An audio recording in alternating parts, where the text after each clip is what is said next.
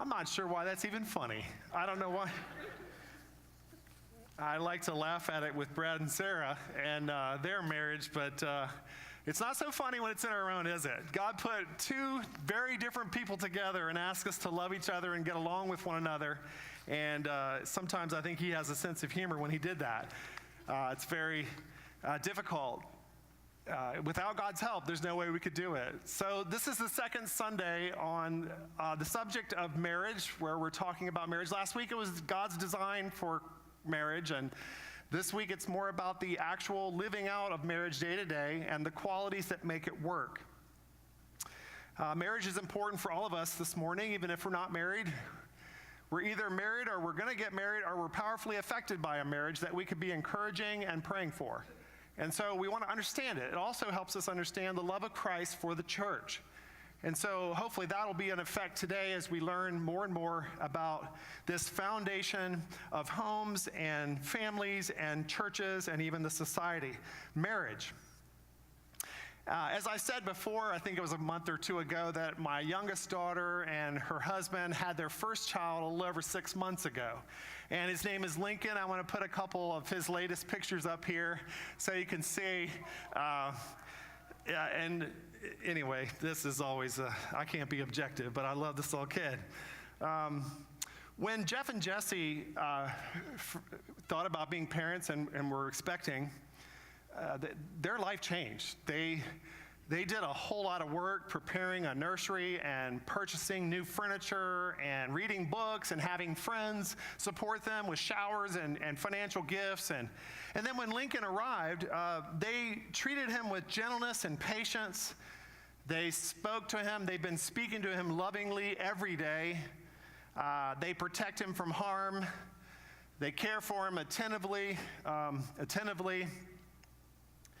Around the clock. They've expended tons of energy. In fact, they have developed a whole new capacity to love when this little guy came into their family. And his smile is only a reflection of the many smiles they've invested in him, the many kisses that they have invested in him. A lot of work's gone into this little boy when he shines and smiles and turns the light on in the room with his facial expressions. So this is the first key statement this morning. Just by way of introduction, when it comes to marriage, we should treat our marriage like our first child. Lynn and I have said this to couples in premarital counseling who are looking forward to being married and having children, because it's such a thing to do even before your children come. You imagine how you will treat your first child, and then you treat your marriage that way. Why? Because our marriage is not just a contract, it's a living thing that needs lots of love and patience. Your marriage, just like your first child, can thrive and be happy, or your marriage can be neglected, struggle, and even die. So I would say to you, by way of introduction this morning, be nice to your marriage. If you spoke to your first child, if you looked at your first child the way you've been speaking and looking at one another in marriage, what would your first child be like? Would they still be smiling, or would they be traumatized and neglected? Would they be happy and healthy, or would they be struggling? So this is the first challenge. Treat your marriage as a living thing, and if you love your children, love their mother. If you love your children, love their father. And when they grow up, they'll look back and they'll respect you for that and appreciate that from you more than anything else you do for them. Because you give them the gift of an intact home with a happy marriage at the foundation. And when they grow up and mature and figure it out, they're going to look back and say, that's the thing I honor you the most. You loved my mother. You loved my father. So that's the first statement. Now the second statement by way of introduction is to do that. The best way to do that is to put on Jesus. The best way to treat a marriage, just like you would your first child, either in marriage or parenting, this is the advice. Put on the Lord Jesus Christ. Okay, that's where we're going today. That statement is going to lead us because Augustine, the great church father, his whole life changed on this verse. This whole concept. It was Romans 13, verse 14. Rather, clothe yourselves with the Lord Jesus Christ and do not think about how to gratify the desires of the flesh. Augustine was struggling in his life. You read his books, he'll tell you his testimony, even though it's from thousands of years ago. He couldn't figure it out. He wanted to live as a Christian. And it was this verse when he discovered that Jesus Christ could be put on like clothes. And when you did that, you wouldn't be so obsessed. You'd have a stronger power closer to you than your sin nature. And you would not be continuing to gratify. You would have another whole dynamic so close, so personal, like clothes. And then that's one verse, sort of the general verse, put on Jesus. It's expanded, and we get some incredible qualities that we can think of as clothes or garments of Jesus in Colossians 3, verses 12 through 14. Okay, this expands the idea of put on Jesus. Now here are some of his beautiful clothes that he gives us to wear. And we read in Colossians 3, therefore, as God's chosen people, holy and dearly loved, clothe yourselves with compassion, kindness, humility, gentleness, and patience. Bear with each other and forgive one another. If any of you has a grievance against someone, forgive as the Lord forgave you. And over all these virtues, put on love, which binds them all together in perfect unity. Now, like I said, clothes, that's something hopefully we all wear every day, right? We all go to the closet and get dressed every day, make a personal decision for better or for worse. Okay, guys? It'd be good if you let your wives dress you. Every time I see a guy, he looks nice, I say, did your wife dress you for that? Yeah, did she pick that up? Yeah, obviously, because you look nice. But we all get dressed. We all make a decision to put on clothes. And they are very close to us. They are right next to our skin. We live in our clothes. They're a strong part of our appearance and the impression that we make on other people. And now, for those of us who are married, this was especially true at our wedding. And I know there are some weddings, I've done hundreds of them as an officiant, as a minister presiding over the weddings. And there's been a couple that were casual. Most of them, even on the beach and different places outside, they still dress up. They still want to set apart the event by what they wear. So it would be a cringe if we showed up to our wedding, and for most of us this is true, in flip-flops and shorts. That would be like, oh, cringe. No, it's very important what you put on when you came to your wedding. Now here's the point. It's still very important what you put on when you come to your spouse every day in your marriage. Okay, except in the wedding context, it really does matter. And in the marriage context, it really matters. So whether it's formal or casual, we should all dress Jesus. We should all wear the Jesus brand. We should all put on the Lord Jesus Christ. We should all clothe ourselves with his wonderful garments. That is, if we believe, if we're being referred to in the passage I just read, are you chosen of God? Are you holy and dearly loved? Do you understand those words, and do they describe you? Have you received from Jesus the forgiveness of your sins so that you can say, I'm holy thanks to him? If you get that, then you know what it means to be a Christian. You are a Christian, and now it's talking to you saying, you have some amazing garments you can wear, and you put them on, you're going to look great in your marriage. It's also true with your children. It's also true in our most important relationships. But this morning, we're focusing on that most powerful of all human relationships, and that would be our marriage, our spouse.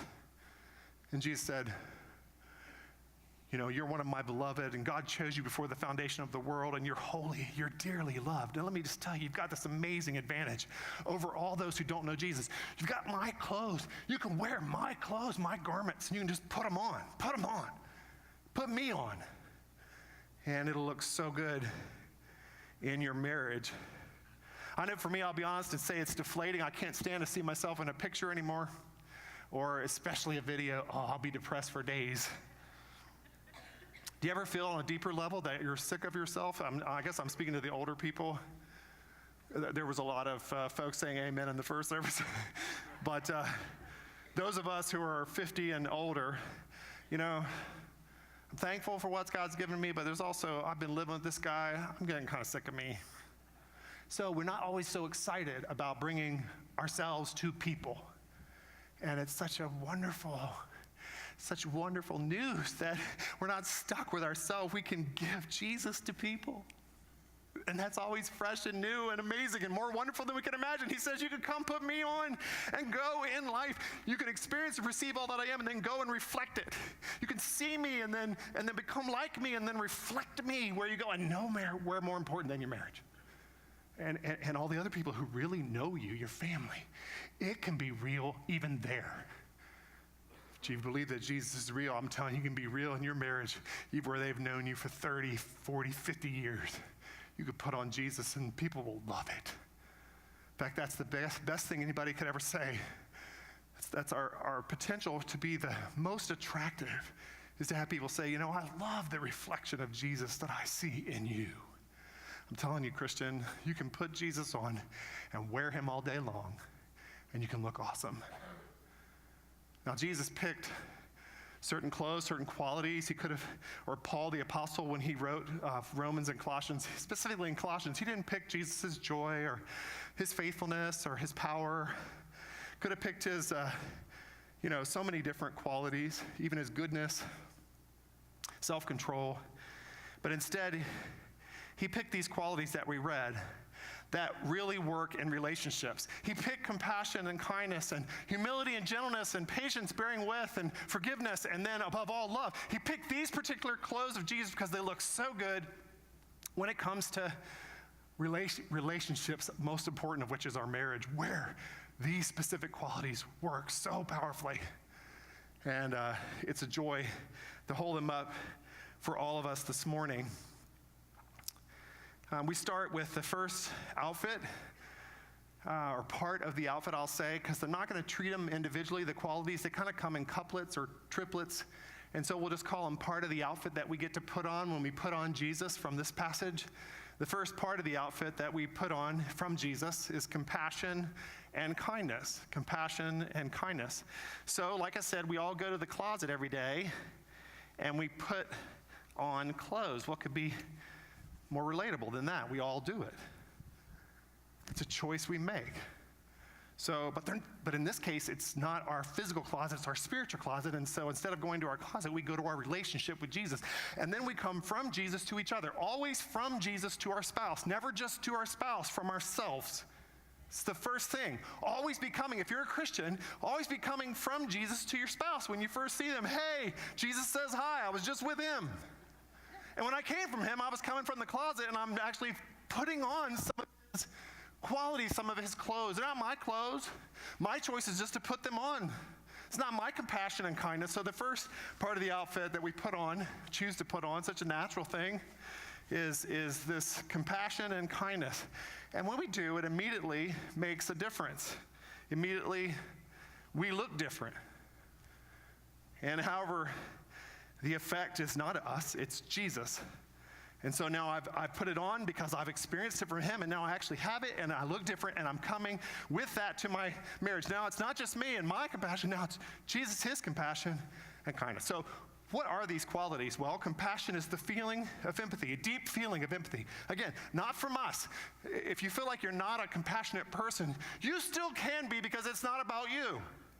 It's about putting on the compassion of Jesus, who looked at Jerusalem one day and just convulsed with sobs because they were like sheep without a shepherd. Who looked at Mary when she had just lost her brother Lazarus, and even though he was going to raise him from the dead, he stopped and he cried with her, which means he convulsed with sobs just over her grief, even before he raised Lazarus from the dead, because he's that compassionate. He feels with people. So when people cry, he cries. And guys, or whoever you are, if you have a different sort of personality, it's not about you. You're putting on the compassion. You're putting on somebody else's clothes. Jesus Christ, you put him on and you feel deep empathy. And it's not just an emotion, it's like impact. You matter to me. And it comes out a lot when we first see each other and when we say goodbye, especially in a marriage. It should be there. Hey, I haven't seen you all day. I'm so glad to see you. I'm so glad I get to spend my life with you. I like you. That's compassion. It's a deep feeling of empathy, and kindness is simply the expression of that feeling in the countenance, in words, and in actions. Pretty good deal. Compassion is the feeling, kindness, the expression in the face, in the eyes, in words that are said, and in actions that are done. Compassion and kindness. You can tell if this is there or not right away, even with people you don't know. The light's on or the light's off. They either see you and care about you, or they don't. And I don't care what they're talking about. You can tell. Just look at their eyes. Kind people have kind eyes. And when you put on the compassion and kindness of Jesus, your eyes become kind. And when you look at people, they feel warm and important. They don't even know why. You look at them like they're the president of the United States. You look at them like they're the governor. And it's not you. You put it on. You just chose to put it on. And the result of it is people are like, he really sees me. He's looking right at me. He thinks I'm important. I feel important.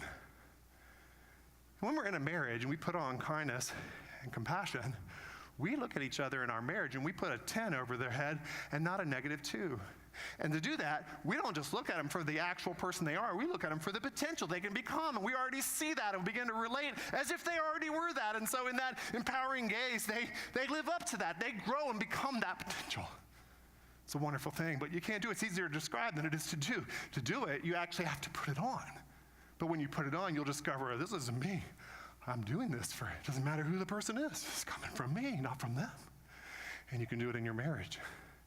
It's all about how you look, how you speak, how you act toward one another. Deep empathy. You matter. You're very important. I'm so glad we're spending our life together. How was your day? It's good to see you. That's when you notice if it's there in the greeting or in the goodbye. I'm going to miss you. It's not just about me or our marriage, whether I'm a people person. It's about whether I'm wearing this amazing garment that makes me look so different in my marriage. Put it on. Put on the compassion and kindness of the Lord Jesus. Nothing will warm our home more than this. Nothing will warm our home. No decoration, no fireplace, or even home cooking will warm our home.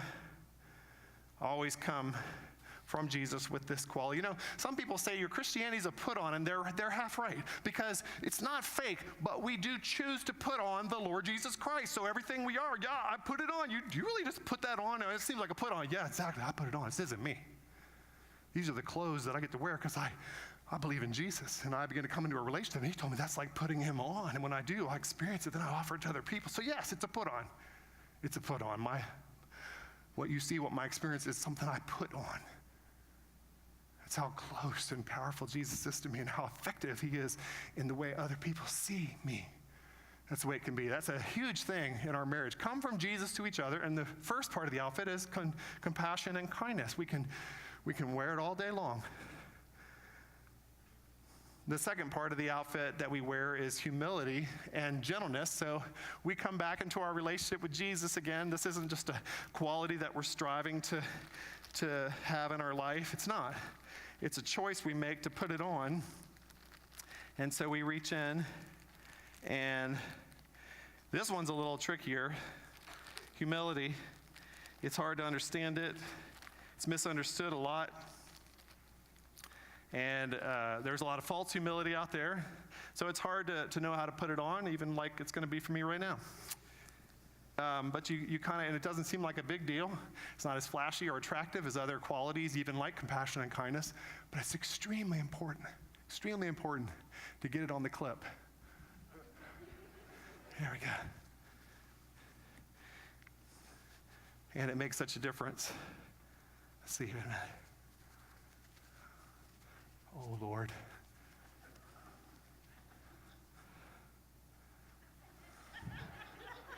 Well, that was my nose. Okay.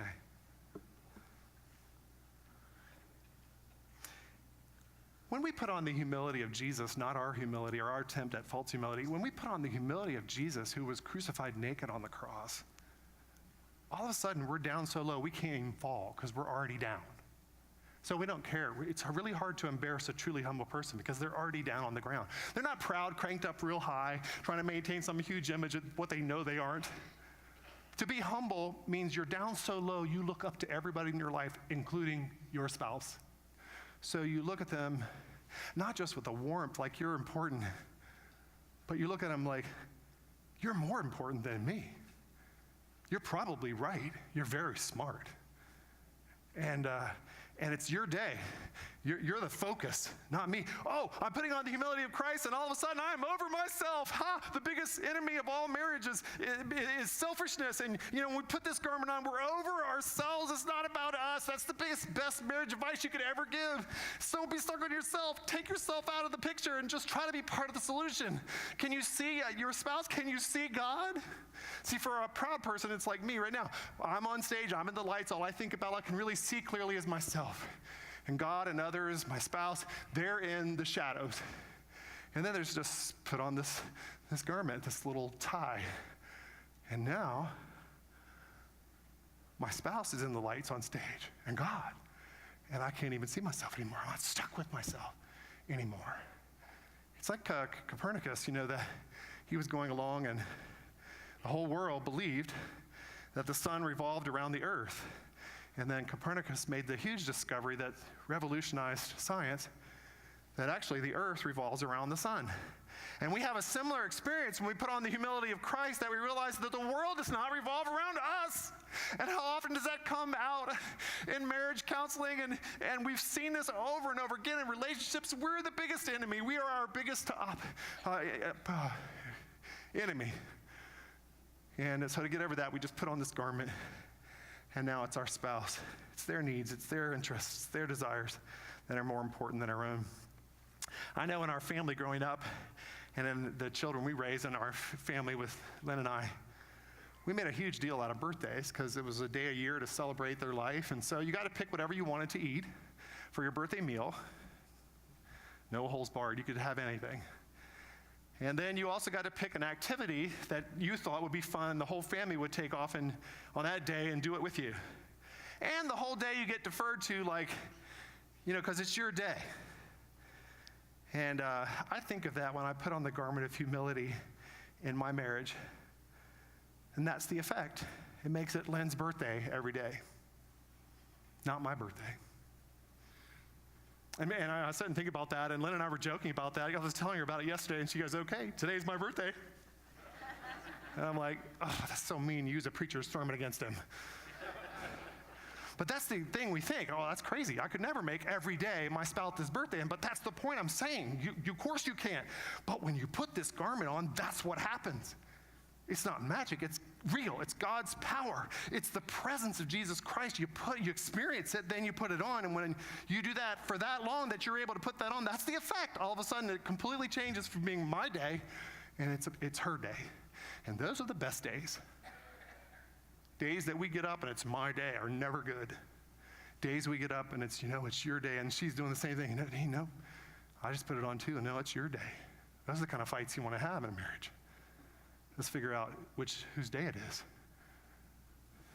The garment of humility. And then gentleness comes in the same couplet or the same part of the outfit because it closely follows on humility. A humble person, truly humble person, doesn't come into life harshly, roughly, aggressively, demanding for themselves, coming in, landing with roughness, but with a soft touch. Gentleness is not weakness, but it's strength under control, like a horse that takes the bit. And so if you have this garment of gentleness, then there's a guard or a filter on our mouth. There's a restraint on our actions, our reactions. And it makes us approachable instead of being intimidating and scary, which allows our spouse and even our children to feel safe around us and to share their real struggles where they're really hurting. They can actually bring it to you if you're a gentle person. And that just simply means you don't speak critical, negative, angry words because you have that strength under control. You've taken the bit. And again, this is not us trying to be like that. It's just one of the clothes we have. Dearly beloved, holy, dearly loved, chosen of God. Go in your closet and put on this awesome garment of gentleness and be approachable and put a guard over your mouth, your actions, and don't speak quickly and negatively. Don't be scary. It's a wonderful garment. It has so much to do with our impression, our effectiveness in marriage, and we can have it easy, quick access to it in our relationship with Jesus Christ. Well, then it comes to the next part, which is the biggest part of our outfit, and that is patience, bearing with, and forgiveness. And so as we go to the closet again and we put this one on, Jesus, I love you. I think you're so awesome. I praise you for being, patient, bearing with, putting up with me, and forgiving me countless sins in my whole life. What a capacity for that quality that you've shown, Jesus. And what? You're saying you're going to give me that? You're saying I can put you on when it comes to that ability to forgive and be patient and put up with my spouse? Oh, yeah, definitely. This is one of the biggest parts of the outfit. making such a difference. You put it on. Just put it on. Well, I can't forgive. I haven't been able to forgive for years. I'm just kind of that kind of person. It's like, I know this is Jesus' ability to forgive. Put that on and forgive. Put this on, take it in your marriage and forgive. You could never do that, but you put it on and it's like, oh my gosh, I feel Jesus' capacity to forgive that he used in forgiving all my sin. Now he's asking me to see if that'll work on one or two or three very painful sins that may come at me. And you put it on and you're able to be patient, bear with, and forgive. Put it on. It works in marriage. We desperately need it. Because in marriage, we discover something about our partner that we already knew was true of ourselves, and that is that they're a sinner. We already knew that was true for us, but once you get married, you can't hide. And your worst faults, weaknesses, insecurities, sins, failures, they're going to come out in a marriage. And they're hurtful. They're frustrating. They're disappointing. Very painful. And so any successful marriage has to have a way to deal with sin on a regular basis to minimize its effect. It's kind of like taking the trash out before it begins to stink. It's a regular thing. You learn to do it. And you minimize the effect of the garbage. It's similar with sin. We don't want to make this last any longer or have any greater effect than it has to, so we need a capacity when it comes up regularly. Hey, you disappointed me. You let me down. Oh, that's right. You're a sinner just like me. I guess I need this capability of what? Of being patient, not hitting back, not starting a war here over this particular sin or hold on to it. I have that capacity through Jesus Christ. He gives me his great garment of forgiveness. I know in the first year of our marriage, I pouted a lot. I'll be honest. I'm embarrassed to say it now, but I did. I would just stop talking and act different, and Lynn would say, what's wrong? And start asking me questions. I enjoyed the attention, so she'd keep asking, and I egged it on, nothing's wrong. But obviously something is, and I like what you're doing right now. You just keep asking, maybe I'll tell you. And eventually, she would run out of her patience, and she would get mad and just say, whatever, and leave. And then I'm sitting in the room alone thinking, this doesn't work. This is not working. Well, it was one of those nights in that first year that had happened. And I just got up and I walked into the room where she was. And I said, Lynn, I'm sorry I've been so ugly tonight. And she looked back at me and without missing a beat, she said, that's okay, Dean. You can't help it. Man, that's what I'm dealing with. Just put my heart out there. And actually, we both laughed. And we used that. We used that whenever we would have a fight or need to make up. Whoever was most at fault or whoever was the most humble would just start off and say, hey, I'm sorry I've been so ugly tonight. And the other person would get a little twinkle in their eye and say, hey, that's okay, you can't help it.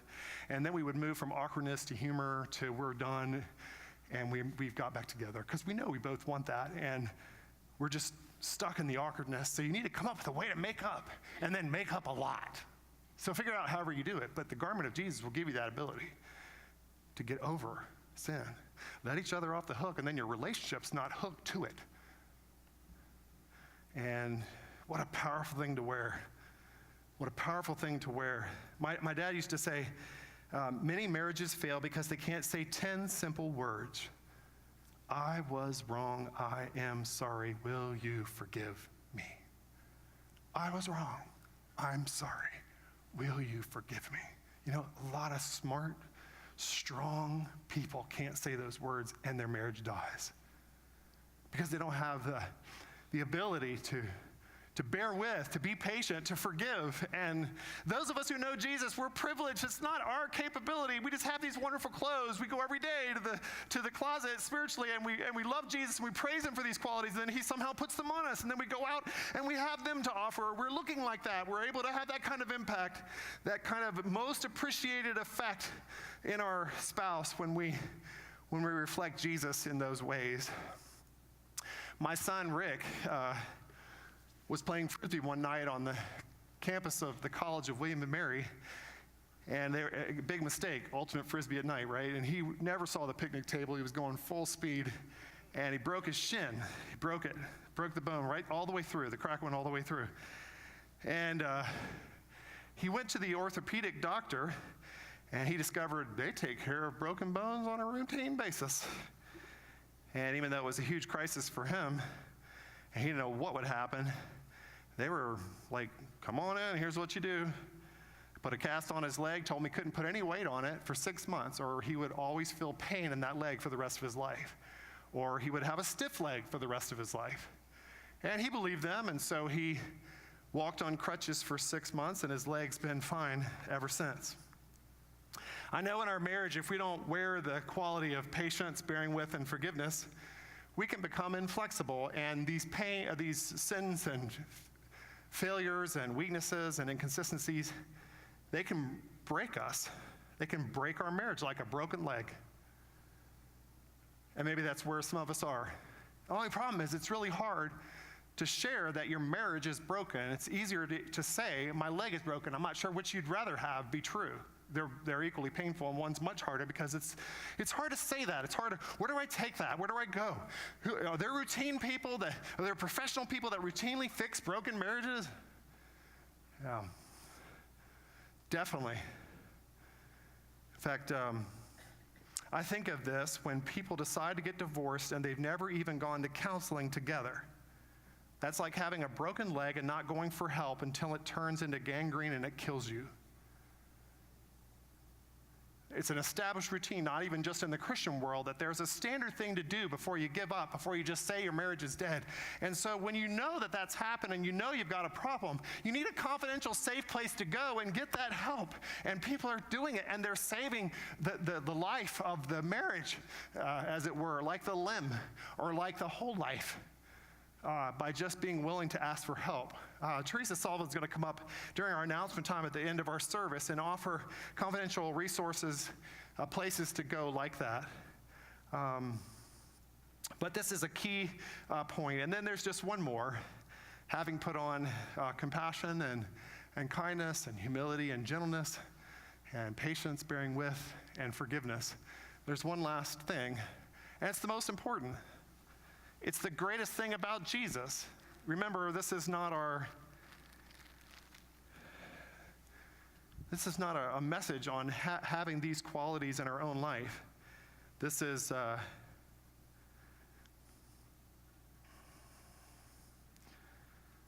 Lord Jesus we're talking about. So the way we're picturing this last quality, it says, and put on love above all else. Put on love, which binds all the other qualities together in perfect unity, or which brings the perfect bond of unity. And so in our little illustration here, we'll just have this as the pocket corner that brings the whole outfit together. And that would be the love of Jesus. Not our love, not Hallmark love, but the love of Jesus that we celebrate every Sunday. These are his wonderful garments. Beyond all of the qualities we've talked about so far, he is love. I'm reminded of the husband that looked at his wife one night and said, honey, I love you so much. I would die for you. And she looked back at him and she said, you always say that, but you never do it. And I know Jesus didn't just say, I love y'all so much, I would die for you. He said it in advance, and then he did it. And that's what we celebrate every Sunday when we take communion. The fact that he didn't just say he would die, he did it. And so we imagine his hands and his feet, and he said, I love you this much. And he stretched out his hands, and they put nails in him, and his feet, they put nails in him. And he kept going. He kept saying amazing statements from the cross. Father, forgive them. They don't know what they're doing. One after the other. Cries from the cross that we'll be celebrating in a matter of weeks. But this is the love of Jesus that we get to put on, that we first receive and we worship and we're grateful for and all that. But then he says, now you can wear that. You can wear my love, not Hallmark love, not love American style. No, you put on my love. Brings the whole thing together. And what is that? It's a strength. It's a strength to give your spouse what they need. It's a strength to be part of the solution, not part of the problem. It's a strength to hold back the things that will hurt them, that will tear them down. It's a capacity that Jesus showed us when he died on the cross. He's like, look at all I put up with. Look at all I endured to give you forgiveness, to give you the freedom to come out of judgment and into a loving Heavenly Father relationship with God. He says, no, you could have that strength. I'll give you that capacity, and you'll have a capacity like you never knew. You'll grow, and you'll think, oh my gosh, it's like I had a child for the first time. Now I have this ability to love that I never knew I could have. And you just put it on. Go in the closet. Jesus, praise you for your love. Jesus loves me. This I know. For the Bible tells me so. And then you just come and now you have the love of Jesus. You bring that strength for your marriage. Offer that love to your spouse from Jesus. And the thing is, it's new every morning. We think, oh, how can you love after 30, 40, 50 years? Doesn't it get old? And then we know, no, because Jesus' love is new every morning. Great is his faithfulness. Every morning, you go to the closet, he's like, let me tune you up. Let me charge you up. Now you're going to go, and you're going to have my love fresh for your spouse. There's no limit. It's incomprehensible what that love is like. We can't begin to know its dimensions, but we can put it on. And it works. It looks so good in a marriage. We're so different when we come from Jesus to each other. And this is what we can do. And it brings us now to our conclusion. As we worship now, we want to ask, and the worship team's going to come out, we want to have God put these clothes on us, and through our faith and worship, let clothe yourself with the qualities that we worship, the things that we're singing about. Pray for your marriage if you want, right where you are. You can just say a prayer with your husband, your wife, or if it's a marriage nearby you, if you're not here with your spouse, if you're not married, pray for a marriage that powerfully affects you. But as we sing this next song, a song of prayer and response, say a prayer right where you are. If you'd like, you could come forward. That could be a significant step that would lead to a significant outpouring of God's Spirit if you want, if your faith would lead you. All marriages need to grow in their quality, their experience of these wonderful garments. So feel free to do prayer up front or where you are, or a prayer for a marriage nearby you. But as we sing this next song, pray for these wonderful qualities to come.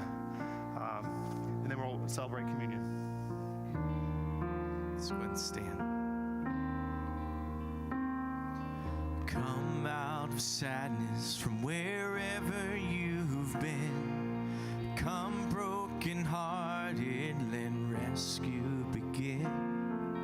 Come find your mercy, oh sinner, come near. Earth has no sorrow that heaven can't heal. Earth has no sorrow that heaven can't heal. So lay down your burdens, lay down your shame, and all who are broken, lift up your face. Oh, wanderer, come home. You're not too far. So lay down your hurt, lay down your heart, come as you are.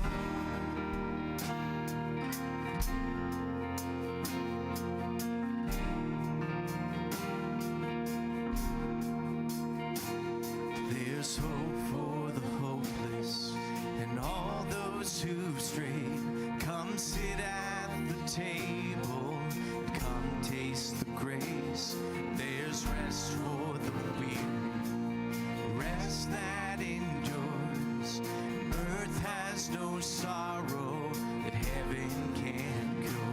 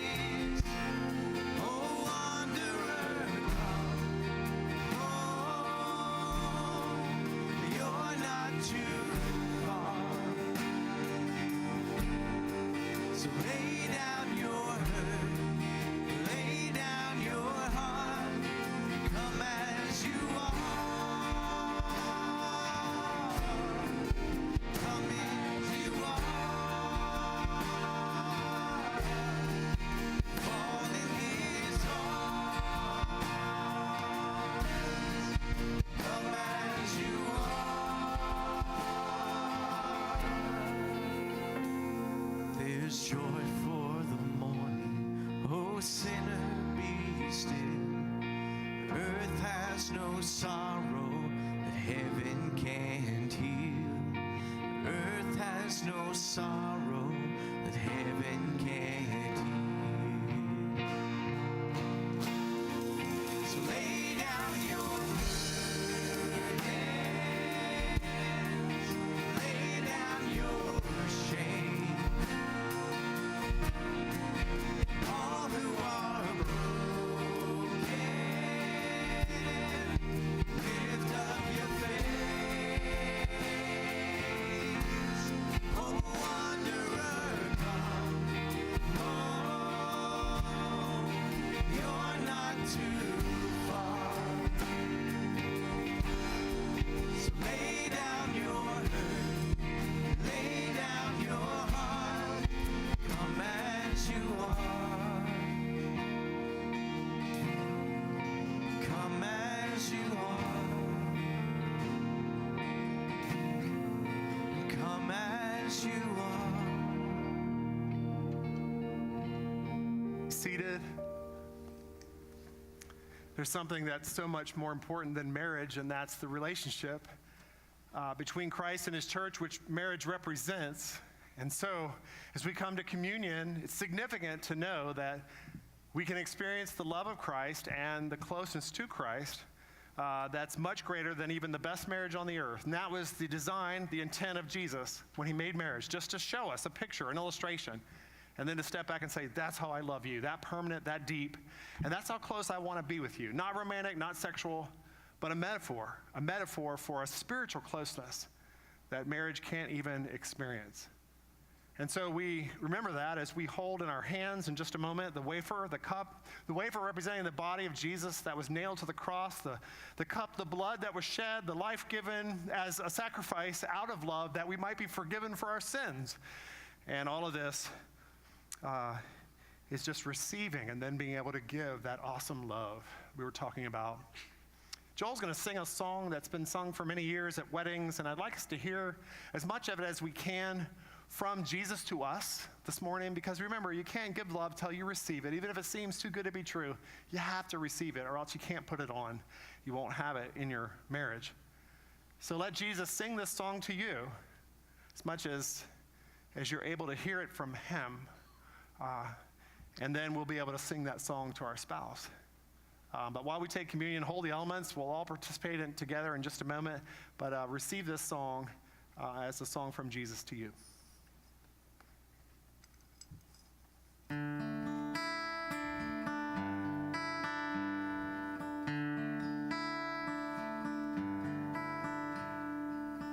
Tomorrow morning, if you wake up and the sun does not appear,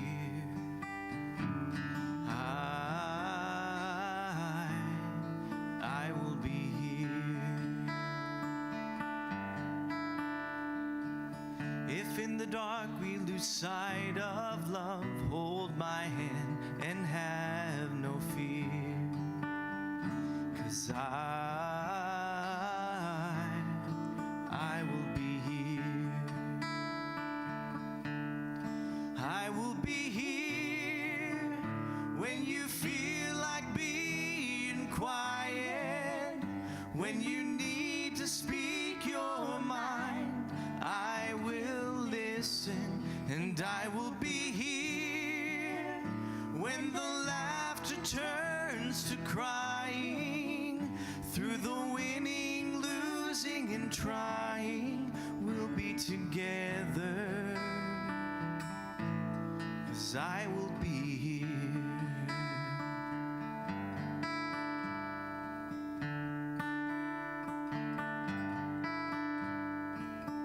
Tomorrow morning, if you wake up and the future is unclear,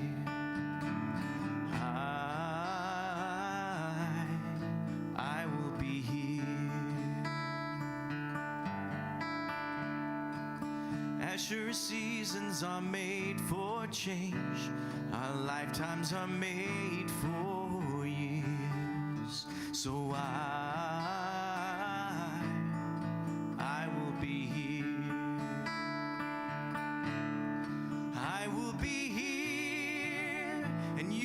cry on my shoulder. When the mirror tells us we're older, I will hold you and I will be here to watch you grow in beauty and tell you all the things you are to me. I will be here.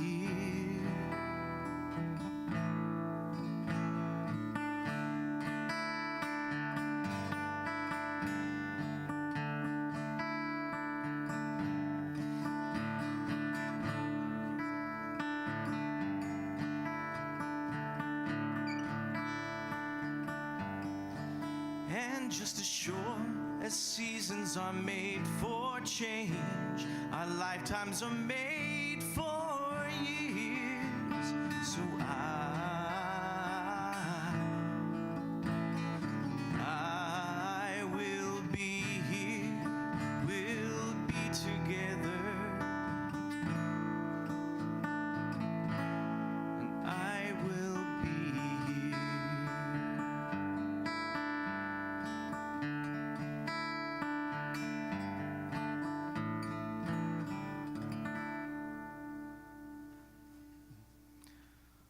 On the night that Jesus was betrayed, he was there with his disciples, and he took the bread from the table, and he blessed it, and he broke it. He gave it to them and told them, "This bread is my body that's broken for you. Eat ye of it."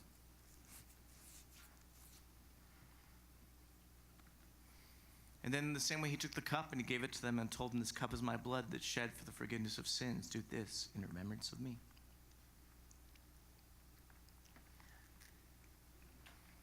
Every time we eat of this bread and we drink of this cup, we do remember the Lord's death until he comes again. All right, I got it.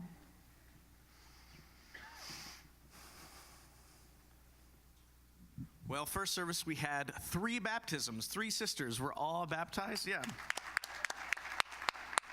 It was just an awesome, amazing thing to see. And it was so funny. The older 2 girls there in junior high and high school, and then the youngest was 8 years old. And the mother had shared with us that it was the 8-year-old daughter whose desire to really seek out what baptism is, all this kind of stuff, really inspired her older sisters to take things a little bit more seriously and truly realize what their relationship with God could be. And so it was just a really great thing to see just that ministry taking place in that way. So, and then right now we're moving to our time of offering. And guys, you can go ahead and pass the plates as I'm talking. But I want to make you guys aware of one thing. Every third Sunday of the month, we have a special Help Sunday. So if you're not aware of that, what you can do is you can take a little bit of, maybe God has blessed you in some extra ways this month. And you can maybe use some of what God has given you to give over and beyond your normal tithe to help reach out with our outreach ministry, again, called the Help Ministry. And I want to make you guys aware, because I know that you guys do that, of how we were able to help 2 specific situations this past month. First of all, we had, just a few weeks ago, all those tornadoes that were down south, that a number of people's homes were destroyed, and people lost their lives even from that whole situation. So we were able to support a few ministries down there with money that was given specifically for the Help Ministry. But then also an amazing ministry that's right here in our community is there's this situation for a number of elementary school age students that their best meal they have all day is their lunch at school. So West has actually opened up a thing for the weekends. We know that there are some kids that go home and they don't have things to eat over the weekend. So there are over 60 students that we are helping to support with supplies, backpacks that have food and everything that they need to get through the weekend when they're not at school. And we're able to help in a huge way and partner with West Elementary in regards to that. So I want to make you guys aware of that, and again, how God is working and active in so many different ways here at the church. So I'm going to go ahead and I'm just going to introduce to you for some of our announcements. This is Teresa Sullivan, and just like Dean was talking about, she's got some resources to share with you guys in regards to marriage. Thanks, Joel.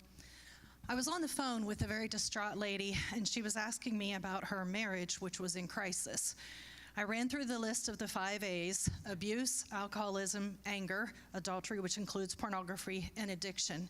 And she said in a small voice, "We have most of those." Every single one of those issues has solutions. After I talked to her about her options, her voice had a small bit of hope in it. And that is my favorite part of my job here at Fairfield. When I get to connect a resource with a need and somebody has hope and they feel that, yes, I can make it, yes, my marriage can make it, it makes me want to do cartwheels down the hallway. But you can't do cartwheels with a broken leg, like Dean was referring to earlier. And if your marriage is broken, or if your marriage is bruised, or if your marriage is good and it could get better, I've got resources I can tell you about. So don't let that broken leg get infected and turn green and you die from it. I want to tell you a little bit about some of my most recommended resources. One would be the book Love and Respect by Emerson Eggerichs. That's available to church library and at the public library. The next would be For Men Only and For Women Only. That I have that in my office on book or a book on CD that you can listen to. And then another one would be Staying in Love by Andy Stanley. It's a 4-session video. We just did this in my small group. It is excellent. I have the DVDs in my office, or the shorter snippets are available also on Right Now Media. Speaking of Right Now Media, I did a quick search. There are over 60 studies on marriage, 20 on parenting, 15 on finances. There's some on handling conflict. There's videos for your kids. There's a lot of great stuff on Right Now Media. If you don't yet have an account, let us know. We can set you up. Church pays for it. It is free for you. Social media. While you're scrolling through Facebook, wouldn't it be great if you saw something that was an encouragement to your relationship? 3 tips to enrich your marriage this weekend, something like that. So I follow a lot of these guys. Fierce Marriage is one of my favorite. Henry Cloud's got a lot of good stuff. Love and Respect. There's so many good resources. If you didn't get all those written down, that's fine. My email will be on the screen later. You can email me. And then something else you could do is go to Weekend to Remember. That's coming up in Columbus next month. And you can sign up for that, and there's even a discount code available now. So according to marriage expert Dr. John Gottman, many couples who seek help have been unhappy for an average of 6 years. Think about that for a minute. That's 6 years of them learning unhealthy coping techniques, 6 years of them building up resentment.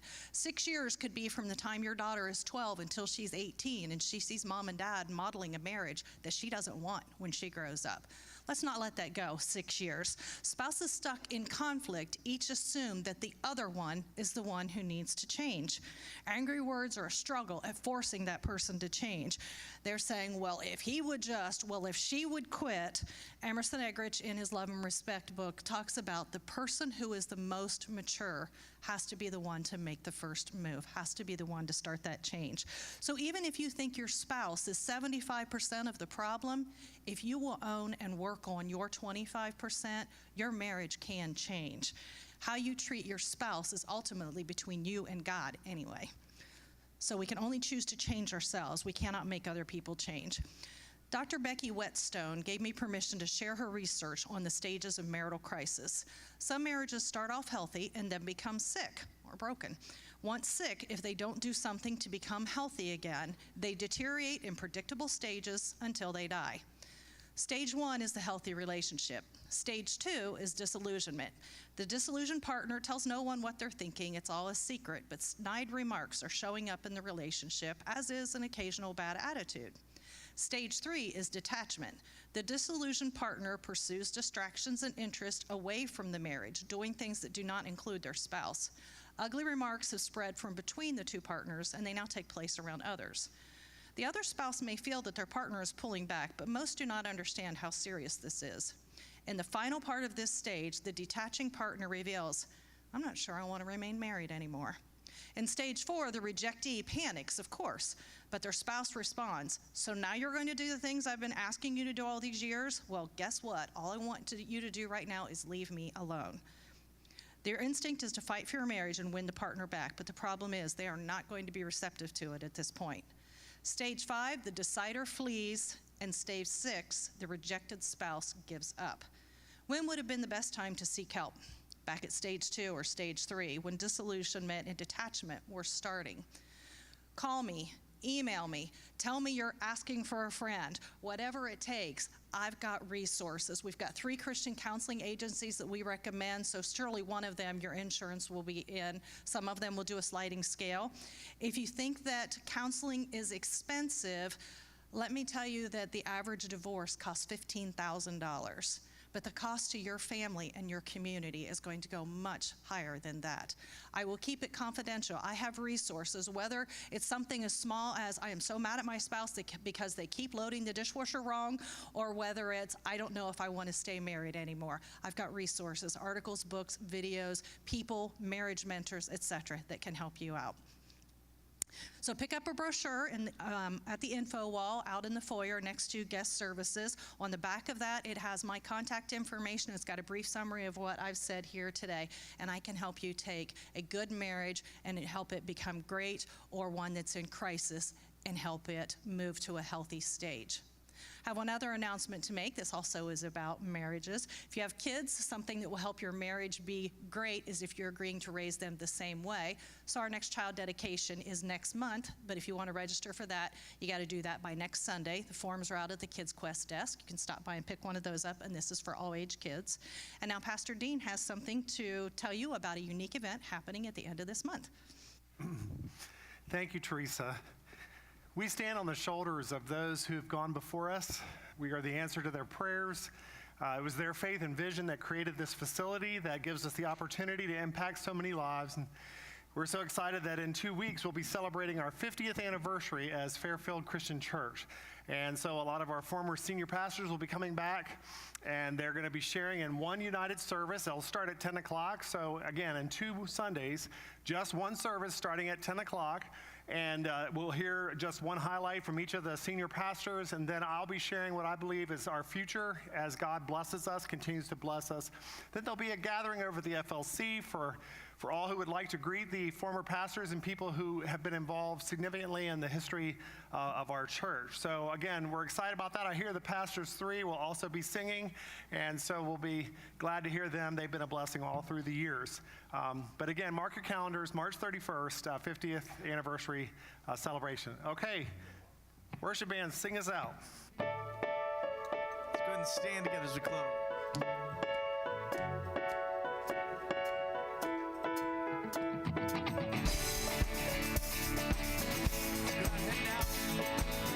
God above everything else, Son of God, Son of God, Son of Man, His life poured out for all. See His hand, see His scars,